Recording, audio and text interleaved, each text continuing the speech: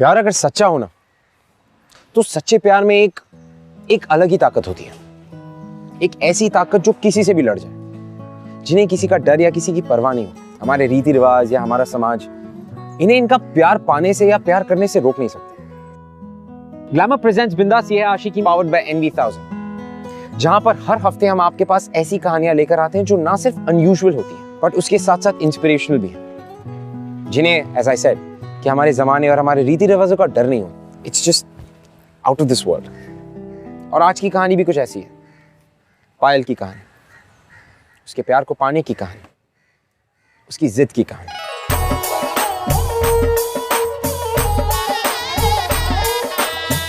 जी होली मुबारक। तू मन्ने कोई कलर ना लगावेगा, तन्ने पता है ना मन्ने बिल्कुल पसंद ना। थोड़ी थोड़ी सी ना बिल्कुल दूर रह ना। होली है तू जी अच्छी लग रही है। बुआ रंगों से क्या डरना, रंगों के बिना जिंदगी कितनी फीकी लगेगी, ब्लैक एंड व्हाइट दिखेगी, आपकी जमाने की पुरानी फिल्मों की तरह। ज्यादा बड़बड़ ना कर। तन्ने का पता जब हाथ में मेहंदी माथे पे लाल सिंदूर लगेगा ना तब तन्ने समझ में आएगा रंग के होवे है बावड़ी कहेगी। जी ने कर दिया। ये तो तभी होवे है ना जब इसके लिए कोई अच्छा सा छोरा मिल जावे है। तो तन्ने क्या लगे मैं तारा छेरा देवन वास्ते आई हूँ का? मतलब भाई जी अपनी पायल वास्ते एक रिश्ता लेके आई हूँ, वो भी फौजी का। अपनी पायल ने खूब खुश रखेगा। खातो पीतो घर को छोरो है, सरकारी नौकरी है, और क्या चाहिए हमने। जी ये तो बहुत अच्छी बात है और दोनों को मिलवा देते हैं। छठ मंगनी पट गया। ज्यादा उतावला मत हो, थोड़ा सब्र कर, मिलवाती हूँ। बैठो जी बैठो। आने में कोई तकलीफ तो नहीं हुई? नहीं जी सब ठीक। भाई साहब यो विक्रांत से, और ये हमारी छोरी पायल।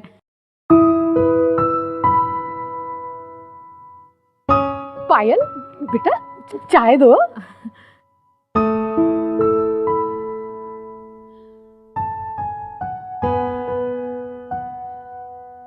बेटा तुम दोनों मिल लो, आपस में बातचीत कर लो, पहचान लो। जा बेटा।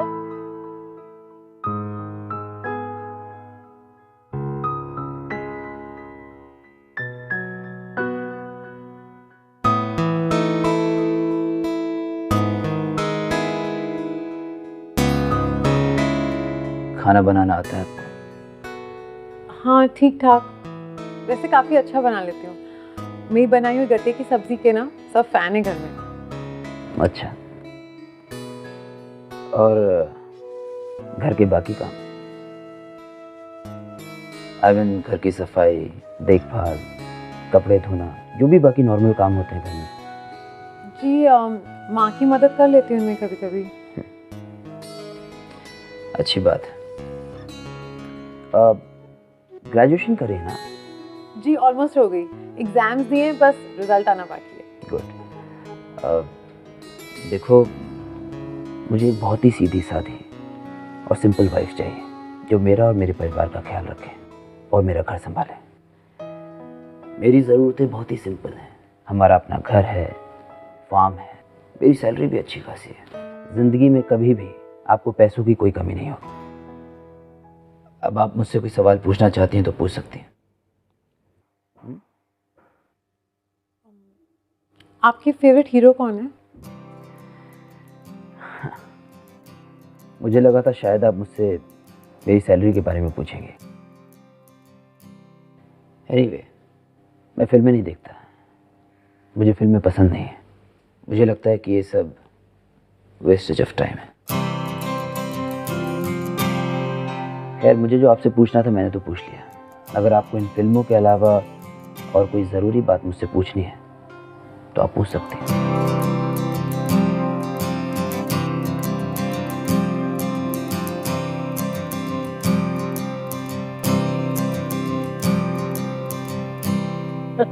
ले लो। अरे कांजी वड़े बहुत अच्छे बनाती है हमारी छोरी। पायल कांजी वड़े खिलाना, जा लेके आ रसोई से। खाना बहुत अच्छा बनाती है हमारी छोरी।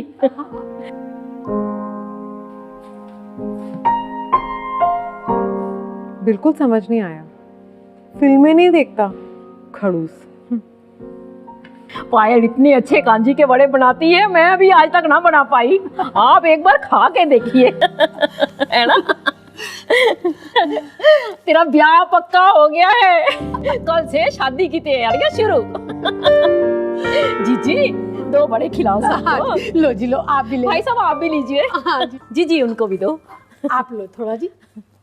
माँ मुझे कोई ब्याह नहीं करना उसके साथ। बावड़ी बातें ना कर, कुछ भी बोलती रहती है। ब्याह क्यों नहीं करना? माँ उसे कोई ऐसी लड़की चाहिए जो उसका, उसके घर का और उसकी माँ का ख्याल रख सके। देख पायल, ब्याह के बाद पति का ख्याल रखना औरत का सबसे पहला धर्म होवे है। हाँ जानती हूँ माँ, बिल्कुल आपकी बातें मानती हूँ, बट एक बीवी को ये सब अपने मन से, अपनी खुशी से करना चाहिए ना। लड़कियों को क्या प्यार नहीं चाहिए होता, इज्जत नहीं चाहिए होती? और विक्रांत की बातों से तो ऐसे लग रहा था कि उसे कोई काम वाली चाहिए। चुप कर पायल, कॉलेज जा जा के तेरा दिमाग जरूरत से ज्यादा चलने लगा है, और आज के जमाने की बात मत कर। हाँ देख, तेरे बाबा ने तेरा ब्याह पक्का कर दिया है, सो तो होके रहेगा। अब ज्यादा बक बक ना कर, समझ गई ना?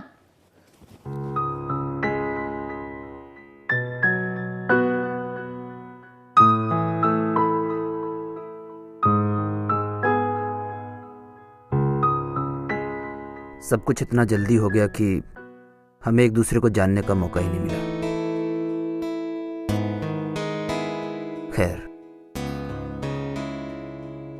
अब हमारी शादी हो चुकी है और हम पति पत्नी हैं। तो पत्नी होने के नाते ये तुम्हारा फर्ज बनता है कि तुम मेरा ख्याल रखो, मुझे खुश रखो।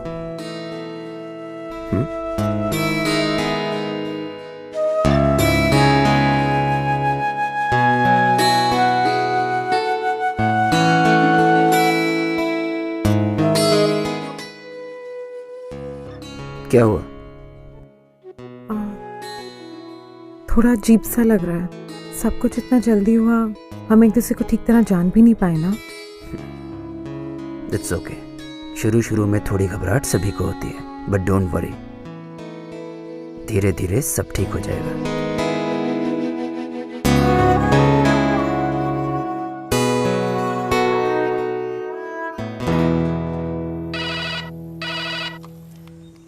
Hello sir. Yes sir, right away sir. क्या हुआ विक्रांत? एक स्कूल पे टेररिस्ट ने अटैक कर दिया, इसलिए मेरी छुट्टियां कैंसिल कर दी गई। मुझे अभी इसी वक्त ड्यूटी पर रिपोर्ट करना होगा। भाई साहब ऐसे कैसे कर सकते हैं वो? इसकी तो अभी 4 दिन हुए शादी हुई है। अरे फौज की नौकरी ऐसे ही होवे, जब फर्ज बुलावे तो जानो ही पड़ा है। खाना खाओ। तू उदास ना हो बिन्नी, वो अपना काम करके जल्द से जल्द वापस आ जाएगा।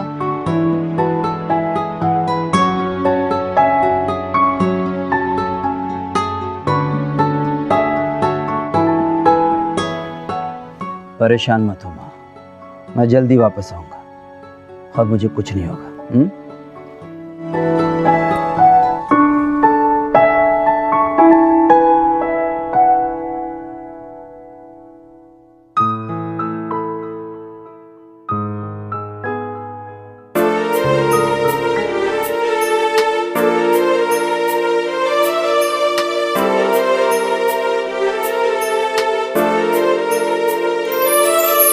दिल के मैं जज्बात बताऊं, होठों पर तेरा नाम सजाऊं, उड़ के तेरी यादें हमदम ख्वाबों में तेरे खो जाऊं। दिल के मैं जज्बात बताऊं, होठों पर तेरा नाम सजाऊं, उड़ के तेरी यादें हमदम ख्वाबों में तेरे खो जाऊं। तेरी मैं तेरी, मैं तेरी, बस तेरी हो जाऊं। तेरी मैं तेरी, मैं तेरी, बस तेरी हो जाऊं।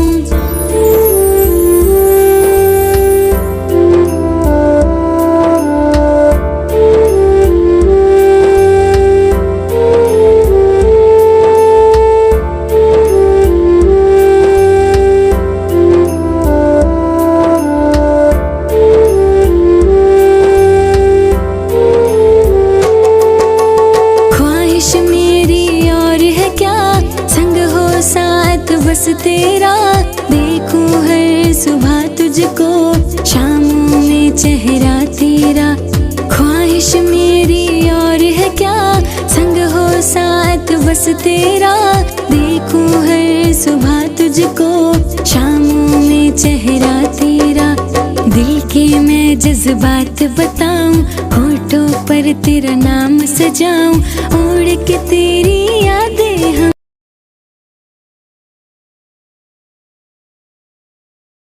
हेलो, हाँ जी, मैं विक्रांत का ताऊ बोल रहा हूँ। देखिए, महीनों हो गए हैं, कुछ तो पता चले हमारे बच्चे का। देखिए, हम समझ सकते हैं कि आप पर क्या बीत रही है।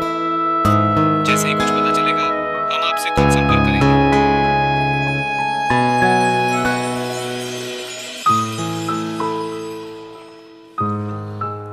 बहुत दिनों से विक्रांत की कोई खोज खबर नहीं है। लगता है कुछ पूछताछ करनी पड़ेगी।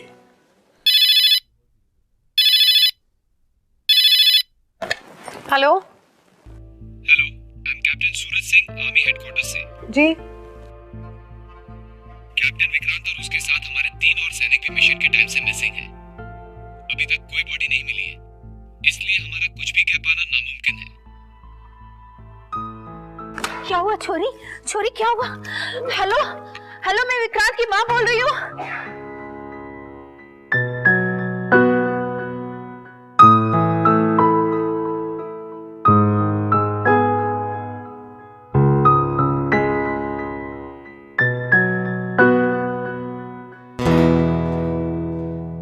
आंटी जी, मैं इंद्रजीत, विक्रांत का दोस्त। मैं विक्रांत के साथ काम करता हूं। I mean, करता था। और विक्रांत ने मुझे शादी से पहले कुछ रुपए दिए थे, वही लौटाने के लिए मैं यहां पर आया था। मैं और विक्रांत दोनों एक ही ऑपरेशन में थे। मैं स्कूल की बिल्डिंग को बाहर से गार्ड कर रहा था। विक्रांत और उसके 8 सिपाही स्कूल में फंसे हुए बच्चों को बचाने के लिए अंदर गए थे। जैसे ही वो अंदर गए कि कुछ ही देर के बाद ब्लास्ट हो गया और बिल्डिंग जल के।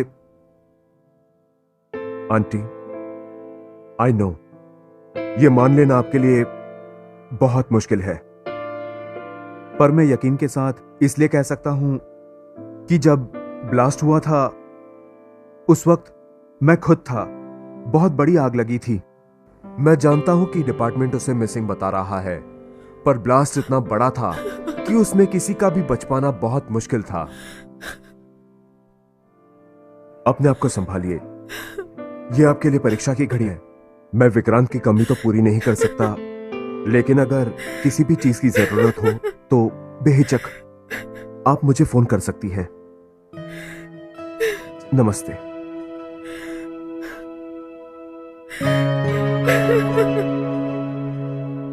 टेररिस्ट अटैक्स के बाद विक्रांत अचानक से गायब हो गया और इस बात का कोई सुराग नहीं मिला कि वो है कहां। और अथॉरिटीज के कंफर्मेशन ना देने के बावजूद सब लोगों ने ये मान लिया था कि विक्रांत अब इस दुनिया में नहीं है। अब आप सिर्फ ये सोचिए कि इस बात का पायल पे क्या असर हुआ होगा, क्योंकि उसकी शादीशुदा जिंदगी तो अभी शुरू भी नहीं हुई थी। यू नो, वो अपनी शादीशुदा जिंदगी में पहला कदम रखने वाली थी कि उसे ये खबर मिली, और इस खबर ने उसे अंदर से पूरी तरह से तोड़ दिया था। She was completely shattered. She didn't know where to go and what to do. अब जिसके लिए पायल को ब्याह कर लाए थे वही नहीं रहा, तो इस बेचारी की जिंदगी क्यों बर्बाद करनी। अगर वो जिंदा होता तो अब तक वापस आ गया होता।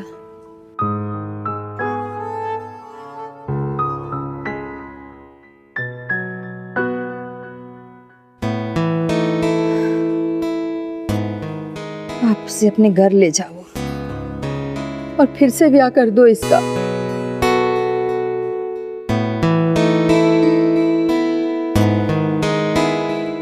बच्ची जैसी है मेरी, अभी उम्र ही क्या है इसकी जो ये सारे दुख देखे। मैंने भी अपना पति खोया है, दुख समझ सकती हूँ मैं इसका। बच्ची जैसी है मेरी, बस खुश रहे।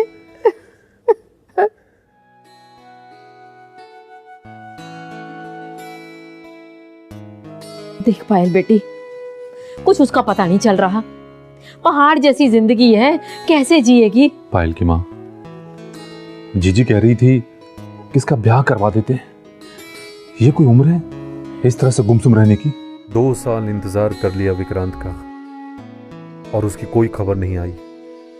अब तो उसके घर वाले भी मान चुके हैं कि वो जिंदा नहीं है। पर क्या करे, कानूनी तौर पर 7 साल का इंतजार तो करना ही पड़े है। अभी अभी इसकी उम्र ही क्या हुई है? सोचो, 5 या 10 साल के बाद कोई रिश्ते भी नहीं मिलेंगे। जीजी ने कोई लड़का देखा, कल आ रहा है इसे देखने, बात कर।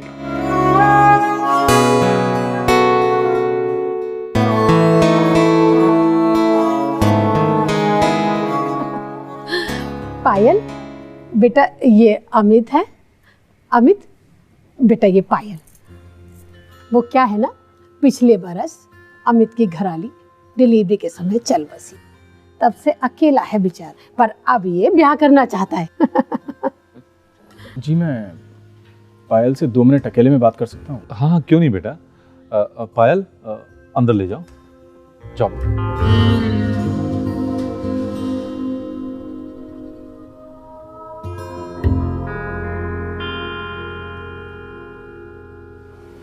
पायल, मैं जानता हूँ कि पिछले 2 साल तुम पे बहुत मुश्किल रहे हैं, और इसीलिए ये जानना ज़रूरी है कि क्या तुम शादी अपनी मर्जी से कर रही हो या अपने घर वालों की? घर वालों के। मगर अगर उनको सही लगता है तो सही होगा। तुम्हें क्या लगता है पायल? मुझे अब और कुछ नहीं लगता। पायल, अगर तुम्हें इस रिश्ते से कुछ भी ऑब्जेक्शन है तो प्लीज अभी कह। मेरी शादी हो चुकी है, और ये जानने बावजूद अगर आप मुझसे शादी करना चाहते हैं तो मैं आपको थैंक यू के अलावा कुछ नहीं कह सकती। बिल्कुल नहीं पायल, तुमने तुम्हारा पति खोया है और इसमें तुम्हारा कोई भी कसूर नहीं है। और हाँ, अगर मैं तुमसे शादी करता हूं तो तुम पे कोई एहसान वहसान नहीं कर रहा हूं, सो प्लीज ऐसा कभी मत कहना। लेकिन अगर तुम्हें ऑब्जेक्शन है तो मैं अभी जाके तुम्हारे पापा से मना कर देता हूं अपनी तरफ से।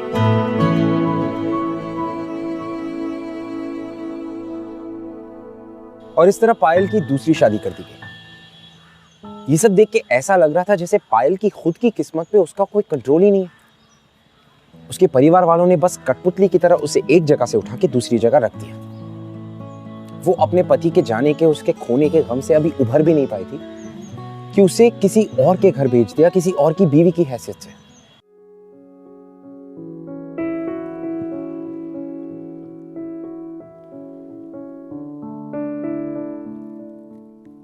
पायल,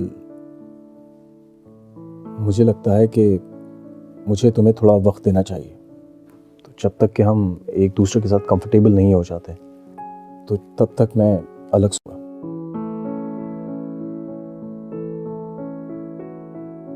ठीक है? तो पत्नी होने के नाते ये तुम्हारा फर्ज बनता है कि तुम मेरा ख्याल रखो, मुझे खुश रखो।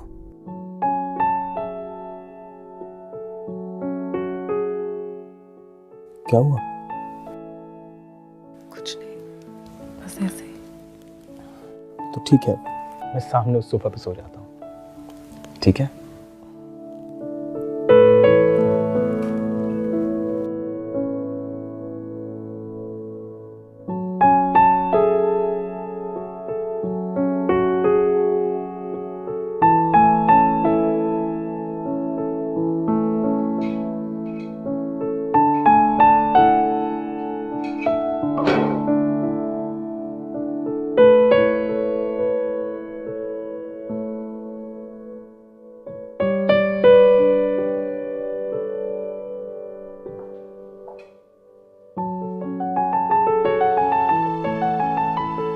पायल, तुम खुश क्यों नहीं दिखाई देती मुझे?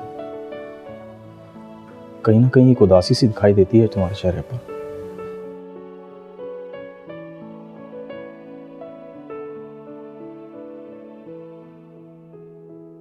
क्योंकि मैं भूल गई हूँ अपनी मर्जी से जीना क्या होता है।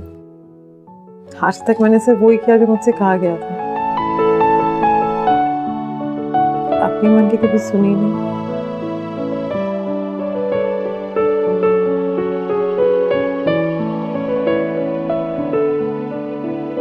सुनिए, आज रात मैं सोच रही थी आपकी फेवरेट सब्जी क्या है? गट्टे की सब्जी।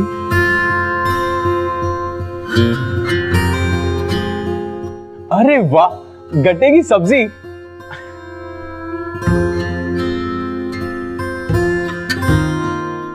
अच्छा पायल, आज तुम्हारा टेस्ट लेते हैं, ठीक है? अच्छा बताओ कि यस का ऑपोजिट क्या होता है? नो।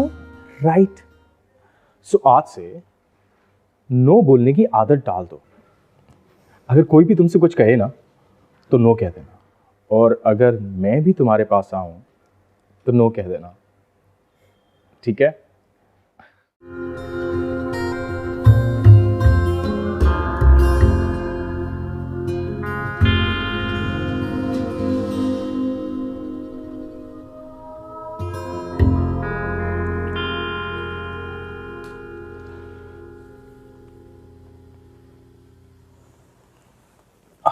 I'm sorry. अमित, आप चाहो तो यहीं सो सकते हो।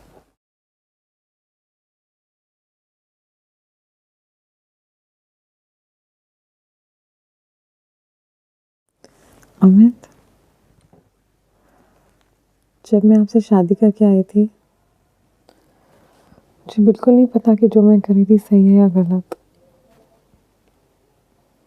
पर आपके साथ कुछ दिन बिताने के बाद ऐसा लग रहा है कि जो भी किया सही किया।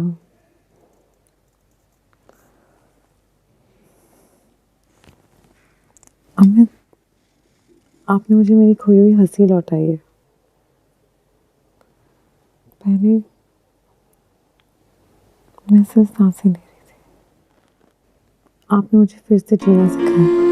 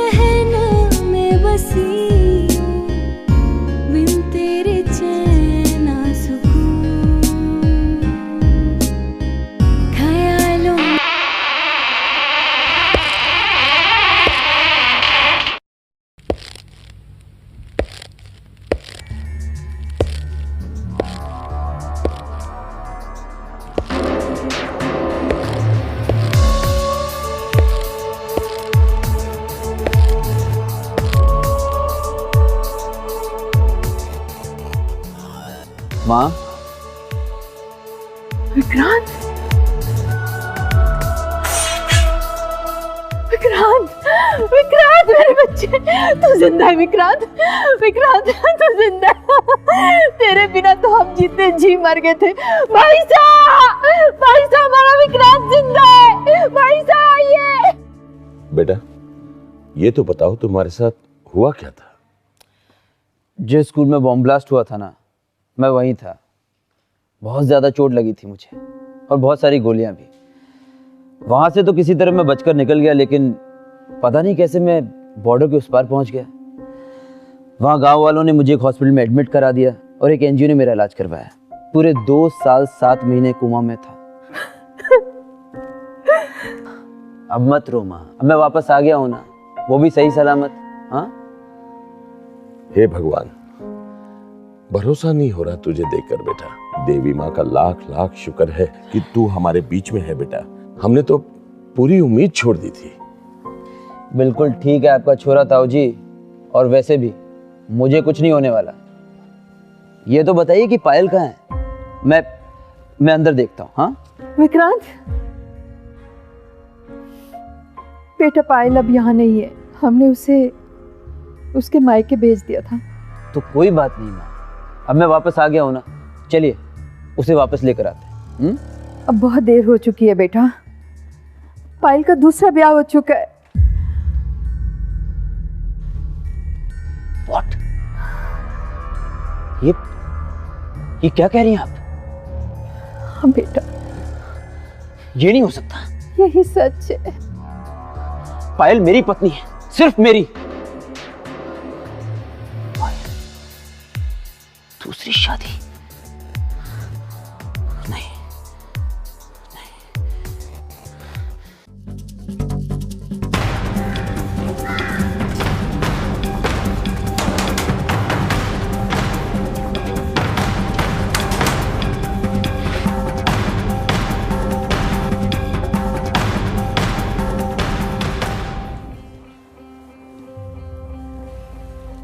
विक्रांत, तुम ऐसा कैसे कर सकते हो पायल? विक्रांत, आपको गए तो 2.5 साल हो गए। हमने बहुत कोशिश की आपको ढूंढने की, बहुत फोन किए, बहुत पता लगाया, मगर आपका कोई पता नहीं चला। आप थे कहाँ? हमको लगा कि आप इस दुनिया में नहीं रहे। तो तुमने दूसरी शादी कर ली, तुम अब भी मेरी पत्नी हो, चलो मेरे साथ।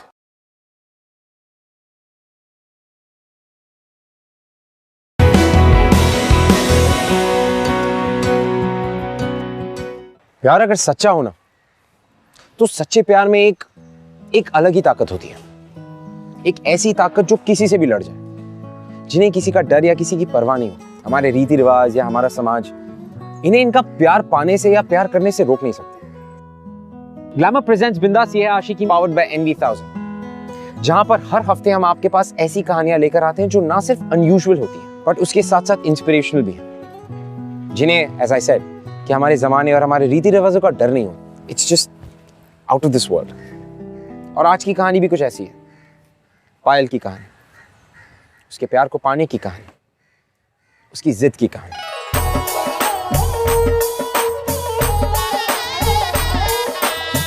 जी होली मुबारक।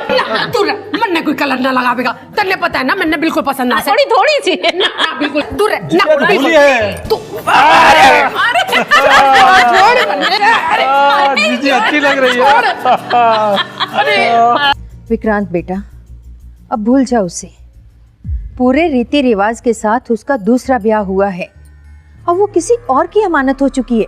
माँ बस बंद करो ये बातें। पूरे रीति रिवाज के साथ हमारी शादी भी हुई थी। अगर वो हमारी शादी भुला सकती है तो उसे ये शादी भी भुलानी होगी।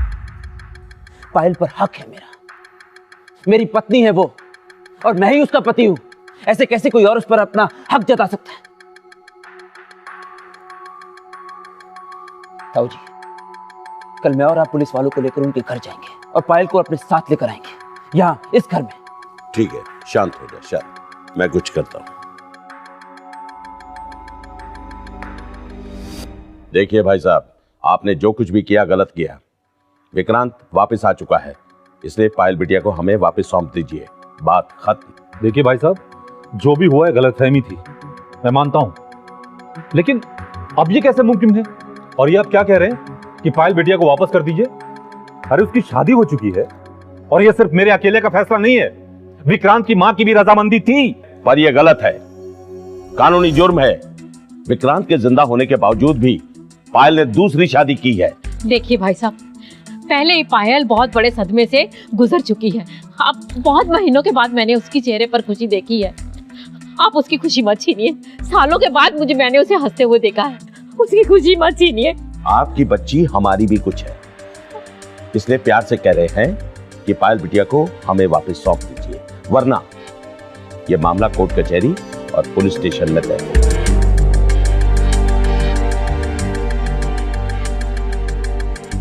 देख पायल, तू विक्रांत के पास चली जा। वो ही तेरा पहला पति है, उसी के साथ तेरा ब्याह हुआ था। अगर तुझे पता होता कि विक्रांत जिंदा है तो तू उसका इंतजार ना करती? हाँ, और देख, अगर उसके होते हुए अगर तू अमित के साथ रहेगी तो लोग कैसी कैसी बातें करेंगे। करने दो माँ, बहुत सुननी सबकी। अब मैं वो करूंगी जो मुझे ठीक लगेगा। बावली हो गई है, पागल हो गई है, क्या बोल रही है इसे भी नहीं पता।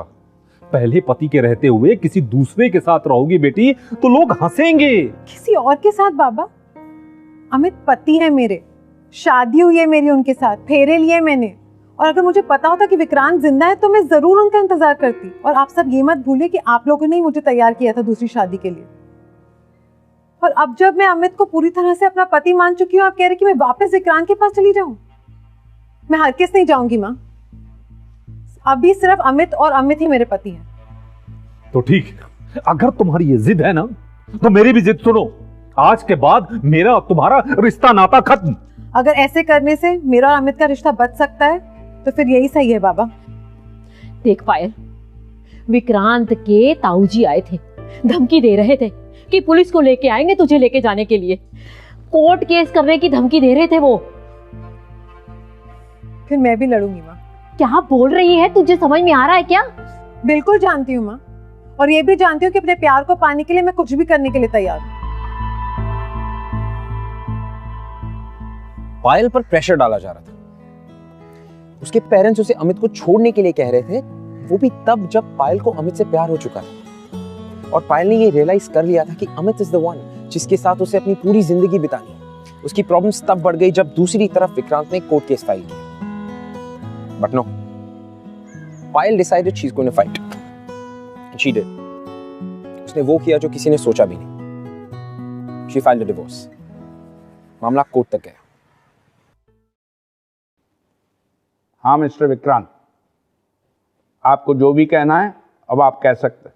जज साहब, मैं एक सोल्जर हूँ। मेरी शादी के कुछ दिनों के बाद ही एक टेररिस्ट अटैक की वजह से मुझे ड्यूटी पर वापस बुला लिया गया।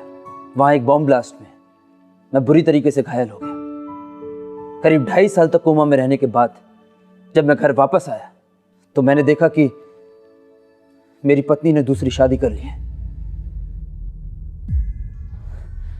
ये सरासर गलत है जज साहब, क्योंकि मैं अभी तक जिंदा हूं। मैं कोर्ट से सही फैसले की अपील करता हूं।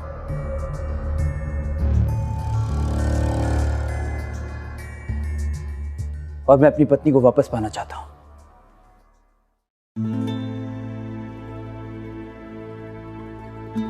मिसेस पायल, आपके पति सही कह रहे हैं। आपको कम से कम 7 साल तक इंतजार करना चाहिए था। अब आपको अपने पति के पास वापस जाना पड़ेगा, क्योंकि आपकी दूसरी शादी कानूनन मान्य नहीं। जज साहब, मैं आपसे दरख्वास्त करना चाहती हूँ कि मुझे भी अपनी बात आपके सामने रखने का मौका दिया जाए। अगले महीने की 10 तारीख को हम पायल की अपील सुनेंगे। आज के लिए अदालत बर्खास्त की जाती है।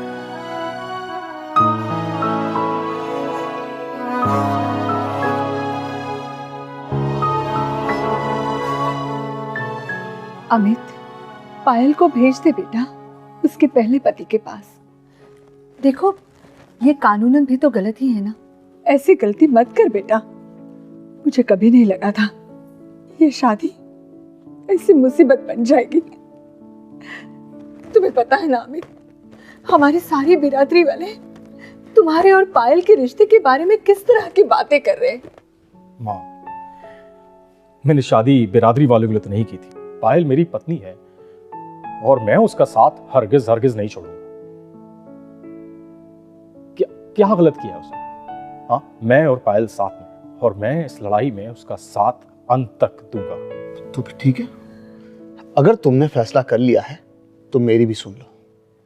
अब मैं और तुम्हारी माँ तुम्हारी मदद बिल्कुल नहीं करेंगे। जब कोर्ट कचेरी के चक्कर खाकर एड़ियां घिस जाएगी ना, तब पता चलेगा तुम्हें। याद रखो अमित, इस लड़ाई में हम लोग तुम्हारे साथ नहीं, तुम बिल्कुल अकेले हो। नहीं बाबा, मैं अकेला नहीं।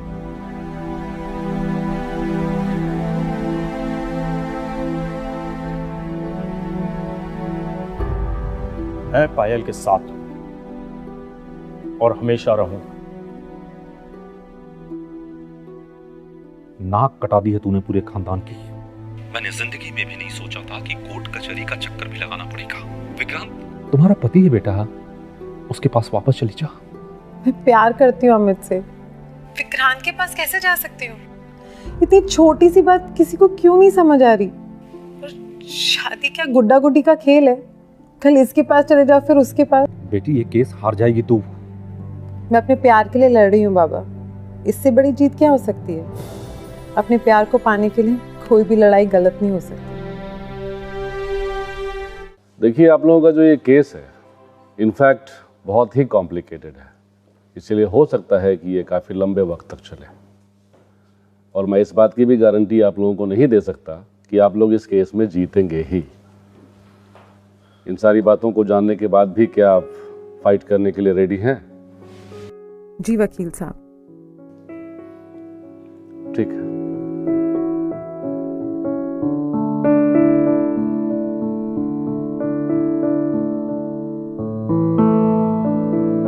हाँ तो मिस पायल, आपको जो भी कहना है आप अदालत से कह सकती। जज साहब, मैं जिस जिंदगी के मुकाम पे खड़ी हूँ उसकी जिम्मेदार दूसरे लोग हैं। सारी उम्र मैंने वो ही किया जो मुझे कहा गया। विक्रांत से शादी मैं बिल्कुल नहीं करना चाहती थी। मैं जानती थी कि उनका नजरिया और उनकी सोच मुझसे बहुत अलग है, लेकिन फिर भी मैंने इनसे शादी की सिर्फ अपने परिवार की खुशियों के लिए। और जब मुझे पता चला कि विक्रांत अब इस दुनिया में नहीं रहे तो मेरे घर वालों ने मेरी दूसरी शादी अमित से करवा दी। और फिर जब विक्रांत वापस आ गए मुझे कहा कि मैं वापस उनके पास चली जाऊं। मैं कोई कठपुतली तो नहीं हूं ना जज साहब, एक इंसान हूं, एक लड़की हूं, और ये लड़की अपना जीवन खुद जीती। ये हक है मेरा।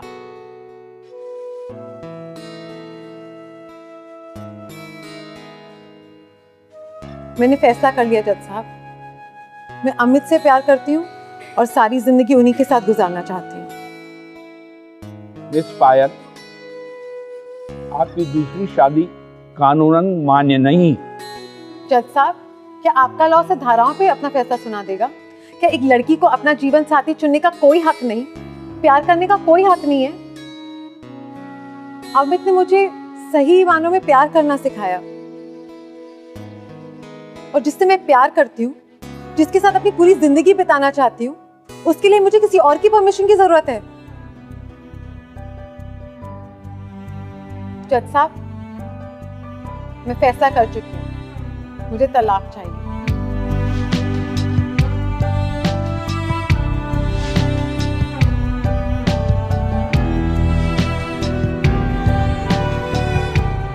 पायल और विक्रांत का साथ में होना इस बात पर भी निर्भर करता है कि क्या आगे वो जिंदगी में खुश रह सकेंगे।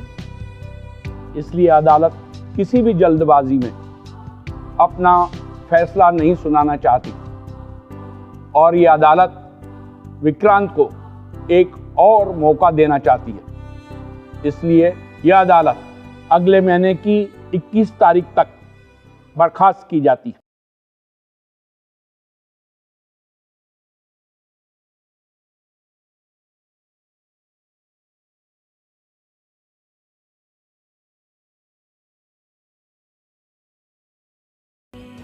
वही होगा जो साफ साफ दिख रहा है, आपकी जीत और उनकी हार। डोंट वरी, आप आइए मेरे साथ। पायल जी, हमारा केस काफी कमजोर हो गया है। हो सकता है कि इस केस को हम हार जाएं, लेकिन फिर भी अंत तक हमें लड़ना होगा।